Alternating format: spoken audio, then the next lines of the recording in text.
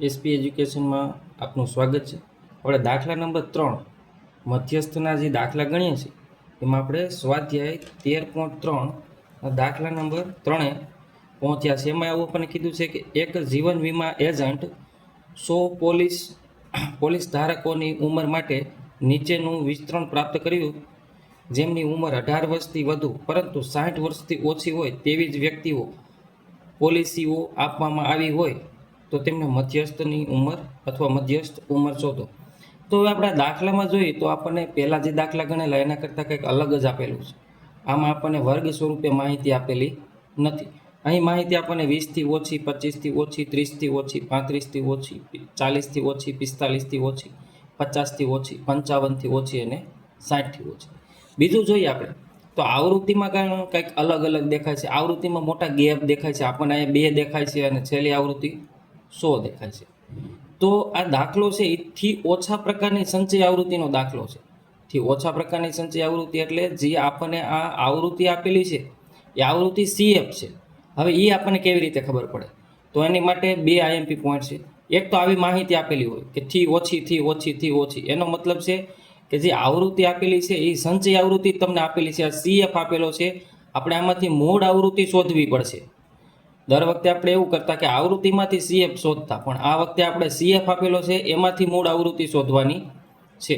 બીજું તો કે આપણે આને વર્ગ સ્વરૂપે કેવી રીતે ફેરવીશું? આવી રીતે માહિતી આપેલી છે તો વર્ગ સ્વરૂપે આમાં એકદમ ઇઝી છે. પહેલું જે છે, જો અહીંયા ગેપ જોઈએ તો ગેપ છે 5ના છે. 20થી 25, 25થી 30, 30થી 35, 35થી 40, 40થી 45, 45થી 50, 55 અને 55થી 60. તો 5 5ના ગેપ છે તો 20થી ઓછું તો આપણે એવી રીતે લખીએ કે 15થી 20. અને તમારે એવું કાંઈ ન લખવું હોય તો પહેલી જે રકમ છે એમને લખી નાખવાની 20થી ઓછી, પછી 20થી 25, 25થી 30, 30થી 35, 35થી 40, 40થી 45, 45થી 50, 50થી 55 અને 55થી 60. આવી રીતે આપણે વર્ગ સ્વરૂપે લખવી પડે. તો ચાલો આપણે દાખલો ગણીએ કેવી રીતે થાય છે એ જોઈએ.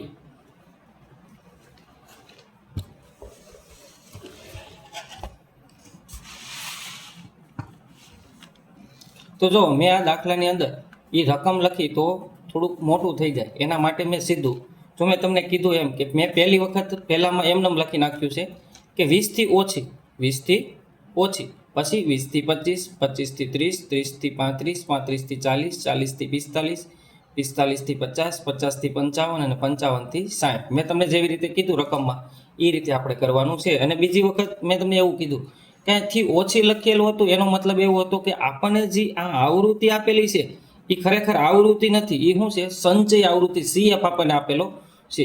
તો CFમાંથી આપણે મૂળ આવૃત્તિ શોધવાની છે. CFમાંથી આપણે મૂળ આવૃત્તિ F શોધવાની છે. તો એ આપણે કેવી રીતે શોધીશું? તો જો CFની અંદર આપણે સરવાળો કરતા કે પહેલી આવૃત્તિ હતી એનો આપણે પછીની આવૃત્તિ સાથે સરવાળો કરી અને લખતા હતા. હવે આ વખતે મૂળ આવૃત્તિ શોધવાની છે તો એનાથી ઊંધું. તો જો પહેલા CFમાં પણ 2 લખતા, અહીંયા 2 હોય તો અહીંયા 2 લખી નાખતા. તો આમાં વતીને એમ જ કરવાનું છે. અહીંયા 2 છે તો પહેલાં આવશે 2, પછી બીજામાંથી પહેલું બાદ કરતું જવાનું. આવી રીતે 4માંથી 2 બાદ કરી તો કેટલા વધે? તો કે 2. તો અહીં લખી નાખવાની સામે 2. પછી જોવાનું 24માંથી 4 બાદ કરી તો કેટલા વધે? તો કે 20. તો અહીંયા કેટલા આવશે? 20. પછી 45માંથી 24 બાદ કરવાના તો કે 5માંથી 4 જાય તો 1 અને 4માંથી 2 જાય તો 2, તો કે 21 વધે. 78માંથી 45 બાદ કરવાના. 78માંથી કેટલા બાદ કરવાના? 45. 8માંથી 5 જાય તો 3 અને 7માંથી 4 જાય તો 3. એના પછી 89માંથી 78 બાદ કરવાના. 9માંથી 8 જાય તો 1 અને 8માંથી 7 જાય તો 1. પછી 92માંથી 89 બાદ કરવાના. 92માંથી 89 જાય તો કેટલા વધે? 3. પછી જોઈએ આપણે 98માંથી 92 બાદ કરવાના. 98માંથી 92 બાદ કરીએ તો કેટલા વધે? 6. અને 100માંથી 98 બાદ કરવાના. 100માંથી 98 બાદ કરીએ તો કેટલા વધે? 2. હવે આપણને ખબર છે કે સંચય આવૃત્તિ હોય એનો જે છેલ્લી સંખ્યા છે, જે છેલ્લી આપણને સંચય આવૃત્તિ મળે છે એ બધી જ આવૃત્તિનો સરવાળો હોય. તો આ આવૃત્તિનો સરવાળો પણ n બરાબર આપણને કેટલા મળશે? 100. n બરાબર કેટલા મળશે? 100. તો આપણે સૂત્ર જોઈએ તો આપણું મધ્યસ્થનું સૂત્ર m બરાબર l પ્લસ n/2 CF ના છેદમાં f ગુણ્યા h આવી રીતે આવે છે. તો સૌ પ્રથમ આપણે દાખલો ગણવા માટે n/2 શોધવા પડે. તો n/2 આપણે ગોતી તો n/2 બરાબર 100/2, તો આપણને કેટલા મળે 50. હવે આપણે સંચય આવૃત્તિમાં જોવાનું 50 ક્યાં છે, તો 50 જોઈએ તો 45 કરતાં 50 મોટા છે, પણ 78 કરતાં કેવા છે, નાના છે. તો આપણને ખબર છે જે આવૃત્તિ નાની છે એના પછીની જે મોટી આવૃત્તિ હોય એ આપણે અહીંયા રાઉન્ડ મારી દેવાનું. તો અહીંયા આપણે શું કરશું, આવી રીતે રાઉન્ડ મારી દેવું. અને સંચય આવૃત્તિ CF ક્યાંથી મળીશું, તો કે જે આવૃત્તિમાં રાઉન્ડ મારેલો હોય એના ઉપરની આવૃત્તિ છે એને કહેવાય CF, અને અહીંયા CF બરાબર આપણને કેટલા મળે 45. F બરાબર કેટલા મળે છે, તો કે F બરાબર આપણને 33 મળે છે. L બરાબર કેટલા મળે, તો કે L બરાબર આપણને અહીંયા 35 મળે છે. અને H કેટલા મળે છે, તો કે 40 માંથી 35 જાય તો 5. તો હાલો હવે આપણે કિંમત મૂકી, તો L બરાબર આપણને કેટલા મળે છે 35. તો L બરાબર આપણે લખીશું 35 પ્લસ n/2 કેટલા છે, તો કે n/2 છે 50. તો n/2 કેટલા લખીશું આપણે 50. CF કેટલા છે, તો CF છે 45. જો અહીંયા CF છે આપણે જે રાઉન્ડ વાળી છે એની ઉપરની જે સંચય આવૃત્તિ છે એને CF કહેવાય. તો કેટલા છે 45. F કેટલા છે, તો F 33 છે. H કેટલા મળ્યા, તો કે H બરાબર આપણને અહીંયા 5 મળે છે. તો H કેટલા મળે છે 5. હાલો આપણે કેલ્ક્યુલેશન કરી, 35 ના 35 પ્લસના પ્લસ, 50 માંથી 45 જઈશું 5, ઉપર ગુણાકારમાં 5 છે અને નીચે છેદમાં કેટલા છે 33. તો હવે જોઈએ આપણે કે 35 પ્લસ 25 ના છેદમાં 33, 25 ના છેદમાં કેટલા આવે 33. હવે જો 25/33 આપણે કરી તો 35 ના 35 અને 25/33 એટલે 0.7575 થાય, 0.7575. તો આ બંનેનો હવે સરવાળો કરી તો 35.7575 જવાબ આવે. તો અહીંયા આપણને આ મધ્યસ્થનો જે દાખલો હતો એનો જવાબ કેટલો આવે છે 35.7575. તો જો આ દાખલો એક દ્રષ્ટિએ IMP છે કે હવે આપણને થી ઓછા પ્રકારની સંચય આવૃત્તિ આપે અને જે આવૃત્તિ છે એનું થી ઓછા પ્રકારની હોય એટલે સંચય આવૃત્તિ તમને આપી દીધી હોય એમાંથી આપણે મૂળ આવૃત્તિમાં ફેરવવું પડે. તો હવે તમને ખબર પડી ગઈ કે ભાઈ સંચય આવૃત્તિ આપી હોય તો એમાં મૂળ આવૃત્તિમાં આપણે કેવી રીતે ફેરવી શકીએ. તો સંચય આવૃત્તિમાંથી આવી રીતે મૂળ આવૃત્તિમાં ફેરવવાનું અને દાખલાની ગણવાની રીત છે એ તો આપણે પહેલાંની જેમ જ છે. એના પછીનો દાખલા નંબર જોઈએ આપણે, દાખલા નંબર 4. તો દાખલા નંબર 4 જોઈએ તો દાખલા નંબર 4 ની અંદર પણ મેં જો ખાના મૂકેલા છે. અહીંયા આપણને વર્ગ આપ્યો છે પણ વર્ગ કંઈક અલગ જ આપણને આપેલું. જો 128 થી 126, 127 થી 135. હવે આ સતત પ્રકારની વર્ગ નથી. જો અહીંયા 126 હોય તો અહીંયા 126 હોવા જોઈએ. મેં તમને શરૂઆતમાં જ કીધું હતું કે આ બે કેવા હોવા જોઈએ, સમાન હોવા જોઈએ. તો આમાં તો સમાન છે નહીં, તો આમાં સમાન નથી તો આપણે એને સમાન કરવા પડશે. બાકી તો આપણને આવૃત્તિ આપેલી છે તો એમાં કાંઈ પ્રશ્ન નથી, આપણે CF શોધવાના છે તો આવૃત્તિનો સરવાળો છે. પણ અહીંયા વર્ગ છે, વર્ગની અંદર એકનો ગેપ છે. જો અહીંયા 126 ને અહીંયા 127, ખરેખર બંને જગ્યાએ 126 અથવા બંને જગ્યાએ 127 હોવા જોઈએ. અહીંયા વતીને એવું છે, જો 35 છે, અહીંયા 36 છે, અહીંયા 144, 145 છે, 153 અને 54, 162 અને 163, 171 અને 172. હંધી જગ્યાએ એકુકનો ગેપ પડે છે. તો એના માટેની રીત છે કે અધસીમામાંથી 0.5 બાદ કરવાના. જો અધસીમા છે, અધસીમામાંથી આપણે શું કરીશું તો કે બાદ કરીશું કેટલા, તો કે 0.5 એટલે કે 0.5 અને ઉધ્વ સીમામાં આપણે પ્લસ કરવાના કેટલા, તો કે 0.5 આવી રીતે પ્લસ કરવાના. તો જો 118 છે એમાંથી 0.5 આપણે બાદ કરી, 118 માંથી 0.5 આપણે બાદ કરી તો કેટલા આવે, તો કે 117.5. કેટલા આવે 117.5 અને 126 માં પ્લસ કરી તો 126.5.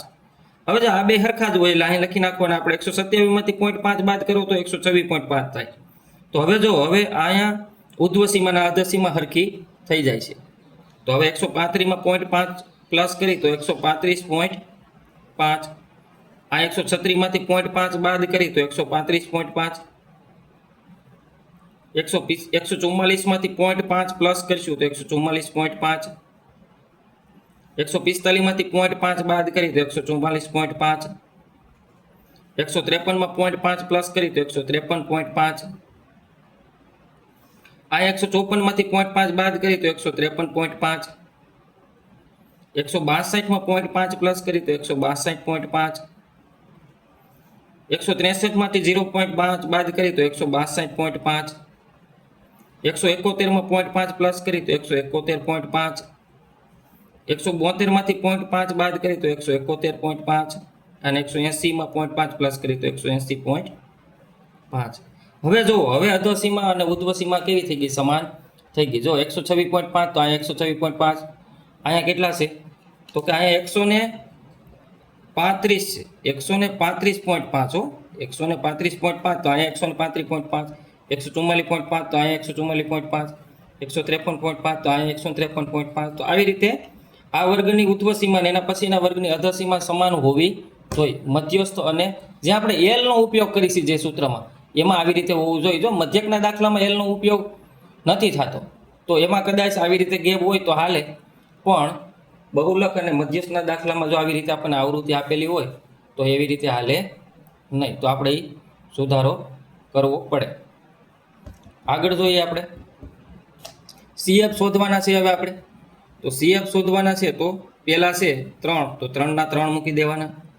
પછી 3 + 5 એટલે 8, 8 + 9, જો 8 × 16 ને 1 17, 17 ને 12 નો સરવાળો કરવાનો હવે તો 7 ને 2 9 અને 1 ને 1 2 એટલે 29. હવે અહીં 5 છે, 29 ને 5 34, હવે 34 ને 4 તો કે 38 અને 38 ને 2 40. તો જો અહીંયા n બરાબર એ 40 હોય અને છેલ્લી જે સંખ્યા છે એ કેટલી હોય? 40. તો હવે આપણે પહેલામાં n/2 શોધીશું. n બરાબર 40 છે તો આપણને n/2 કેટલા મળે છે? તો કે n/2 આપણે 40/2 એટલે કેટલા મળે આપણને? 20. હવે 20 અહીંયા ગોતી દો. 17 કરતાં 20 મોટા છે પણ 29 થી કેવા છે? નાના છે. તો આપણે આને રાઉન્ડ મારવાનું થાય આવી રીતે. હવે જોઈએ તો CF શું થાય? તો CF થાય 17. CF કેટલા મળે છે? 17. F કેટલા મળે છે? તો કે F બરાબર 12 મળે છે. L કેટલા મળે છે? તો 144.5. L બરાબર 144.5.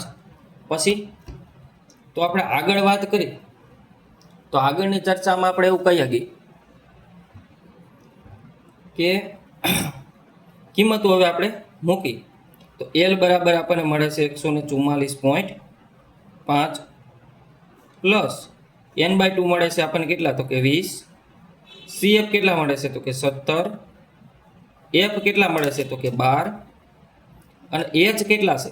તો H જો 153.5 માંથી 144.5 બાદ કરીએ આપણે તો ગેપ કેટલાનો છે? તો અહીંયા ગેપ મળે છે મને 9 નો. તો H બરાબર કેટલા આવે છે આપણે અહીંયા? H બરાબર 9. બરોબર.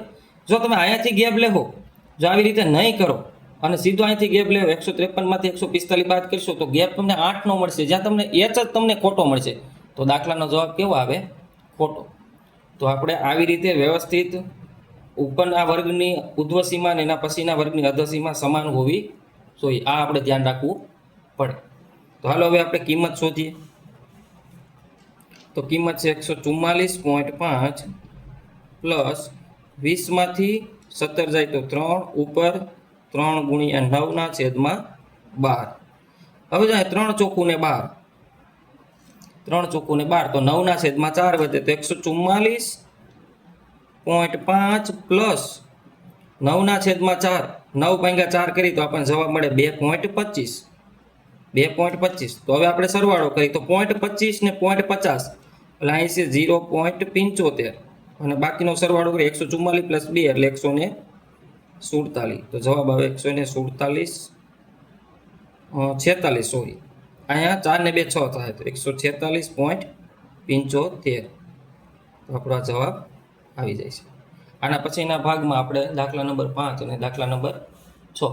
તો જવાબ જો 144.5 પ્લસ 2.25, આ 0.5 એટલે 0.50 અને 0.25 બેનો સરવાળો 0.75 અને 144 + 2 એટલે 146.75 જવાબ